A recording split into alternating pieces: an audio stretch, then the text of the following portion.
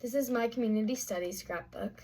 In the scrapbook, I have a lot of writing and a lot of pages, so I won't go through and read all of it, but I'll show each page. The first page is a letter to my reader, introducing kind of my topic, where I observed, what I connected to. I was placed in Downs preschool, and I didn't choose to do my inside or outsider observation here, but I connected what I saw in my classroom to what I observed in my outsider observation, which took place in a Walmart in the community of my school. And throughout my project, I ended up gravitating towards observing and analyzing family dynamics and how this might connect to my field placement. So that's basically what I say in that letter. And this is my table of contents. The next page is a poem that I wrote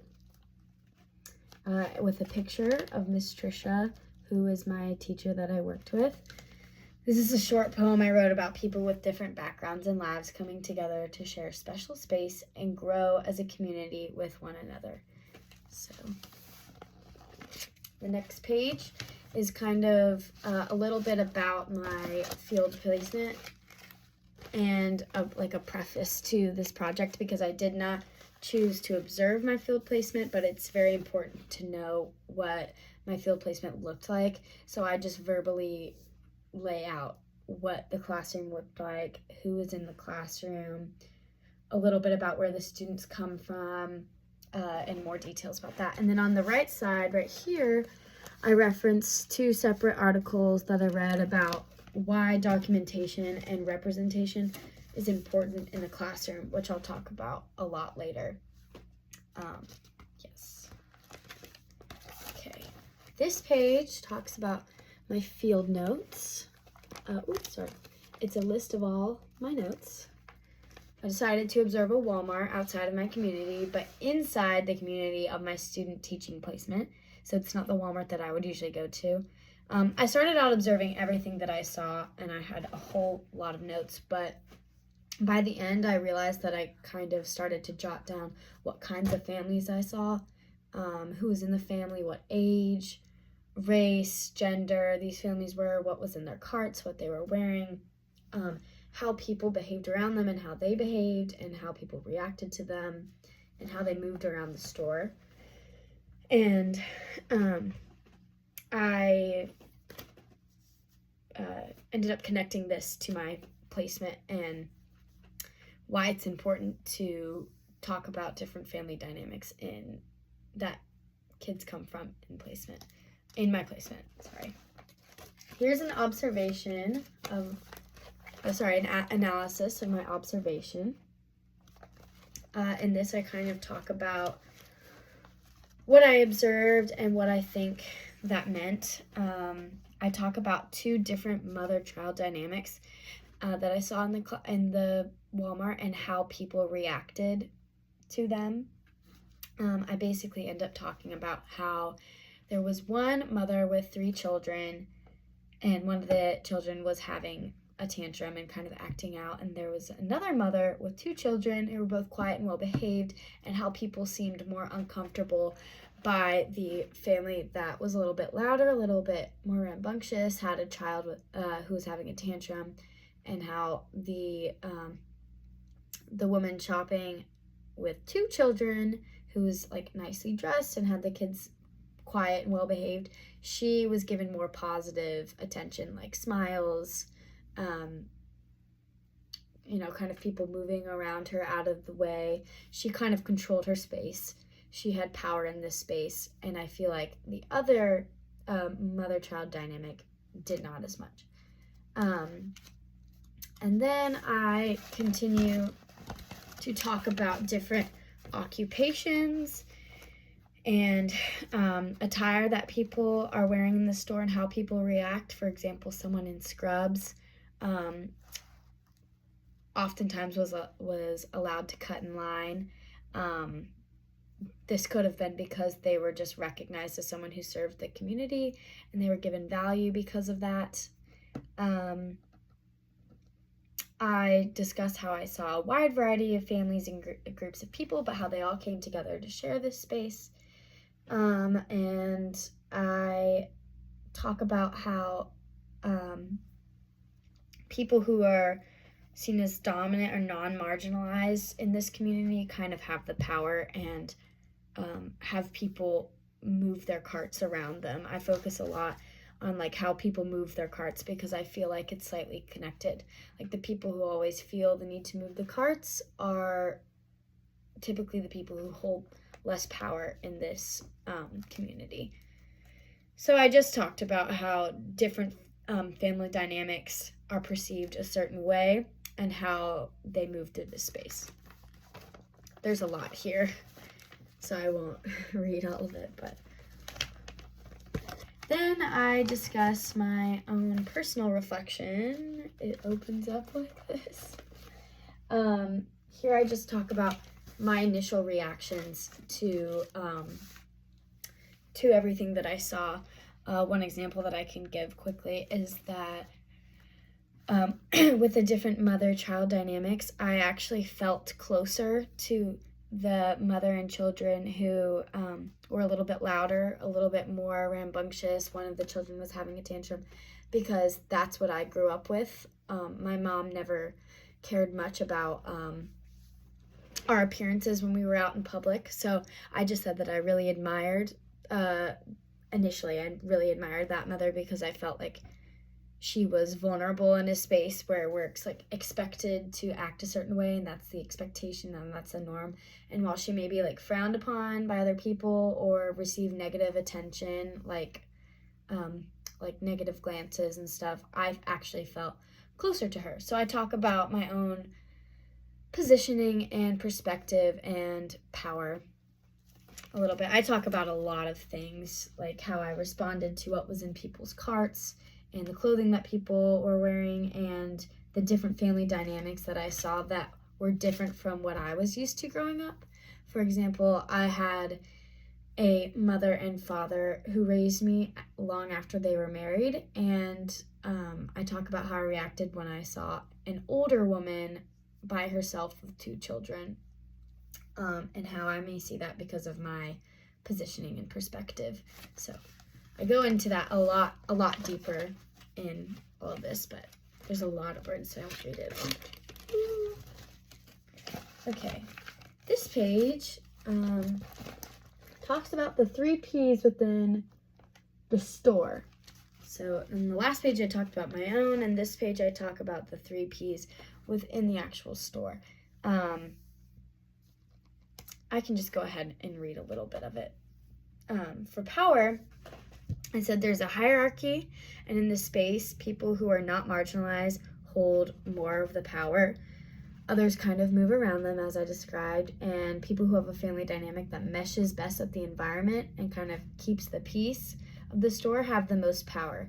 They are more free to move through the space as they please, with others moving around them. And then I talk about how people who are dressed in working attire, such as scrubs, are recognized and clearly valued.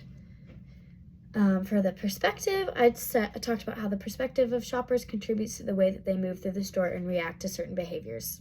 I talked more about that, but I'll go on to the next one. For positioning, I said how some people in this space are treated a certain way because of social positioning. For example, shoppers dressed nicer may exercise power more freely in this space because their experiences in their workplace are given more value by some people. Assumptions are made by others that they are automatically professional and hardworking because of how they are dressed, and they move with a seemingly faster pace and can be treated with more urgency by other workers and shoppers. So I just explained how they may experience more positive interactions because of positioning in this environment. I go into that a lot more, but yes. This page talks about my interview. I'll just read this. After observing family dynamics in Walmart, I decided to interview a teacher at Downs Preschool to learn how the family dynamics and backgrounds of her students play a role in her classroom. Both Miss Tricia and her students are insiders of the community that I observed at Walmart, and I even ran into one of her students during my outsider observation. I did. I ran into one of her students who was there with both of her moms, and I talked to them briefly. So I'll read out my questions.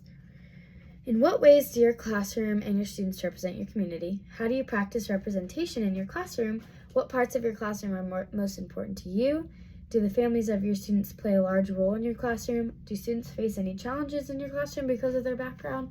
And how have you seen a student's home life affect their school life, and how has this impacted you as a teacher? So there's more of that. And then I go on to all of her answers, and there's a lot there, but she talks a lot about how documentation is really important to her.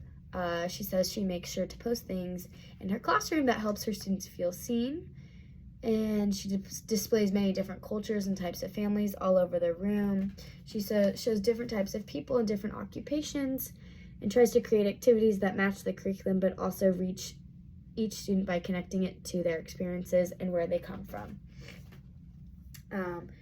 She hangs up their work.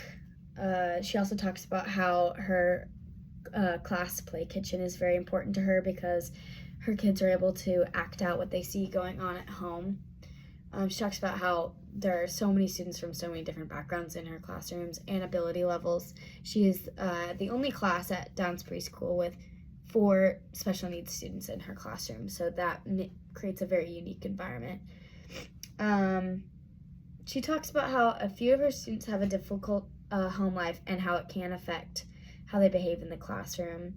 So it's important that she understands that so that she knows how to handle that at school and how to help her student succeed in the best way that she can. She said that as a teacher, she has realized that it is completely up to her to help her kids at school. She's here to be more than just someone who teaches material, but she actually has to be there for all of her kids in almost a family-like way. And then she said she cares for all of them so deeply. So now I have, here's that page again, a few pictures of how she shows representation in her classroom. So this is a picture of her classroom kitchen. This is a picture of the different types of representation and documentation she has in her classroom. So this one is showing family dynamics. Oops, sorry. And this one is showing different types of people in different occupations and careers.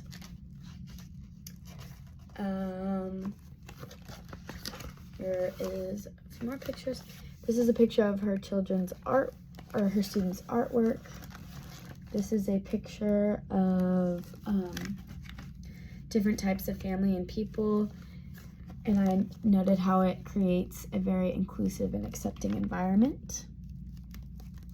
I really like this little motto that she has here. Yes. So, and then I decided to include my artifact.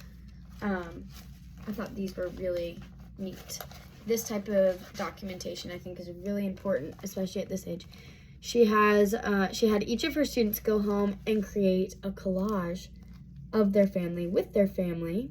And then she also had each student bring in a picture of their family to put up in the classroom. And both are displayed on the walls. And I thought that that was really, really important and really connects to what I observed in Walmart. I said that this artifact was created to give a glimpse of each student's life to the audience and then to extend the audience's understanding of the student outside of the classroom. We are able to see more of what each child brings with them to the classroom and their background that contributes to who they are and how they behave. I think it's really important to allow each student to see the family and home lives of all of their peers. So yes, I'm going to talk a little bit more about that. Okay, this page is the connections that I made between the Walmart and the classroom. So I'll go ahead and read this because I feel like it sums it up because I didn't get to really explain everything thoroughly. Just like there are many different types of families and people inside Walmart, there are many different types of students in Miss Trish's class who come from different backgrounds. This is the same for all classes within this community. It is important that students of this community understand this and are introduced to this so that as they grow older and become more aware of their surroundings and their society, they are accepting of all the people they encounter. It is also important that they see their own lives, families, and backgrounds represented in their classrooms so that they know that they are a valuable part of their community and have a place in their space. As Tatum discusses in her book, children take notice of differences at a very, very early age, such as skin color, physical features, behaviors, and more. We actually talked about this in class, how they notice as early as preschool. It is in the chapters called Preschool Conversations, I believe. It is important that the adults in their lives, especially teachers and parents, respond to this in a way that does not promote prejudice against things that are different from them. Adults need to be aware of what young children are internalizing as the norm and take action against that to prevent hate, judgment, and harmful misconceptions or stereotyping from happening. So I just thought that really connected the documentation that I saw in Miss Trisha's classroom and the representation, and like all the different families that the students come from, and what I saw and observed in Walmart. So now I have a call to action piece. It's a letter to teachers. It really could be to parents too, but I'll go ahead and read it. Dear teachers, I'm writing to you to tell you how important it is to show all of your students how valuable their lives and backgrounds are. Teach them to practice empathy and accept those who are different from them, no matter where they come from. Do this by creating a classroom that allows them to feel seen and that reaches their personal life experiences. Use documentation in your classroom to display a variety of families and people so that they can see themselves through different forms of representation and be introduced to people, places, and relationships that they are not used to. Work to create students that are kind and are free from as little judgment as possible.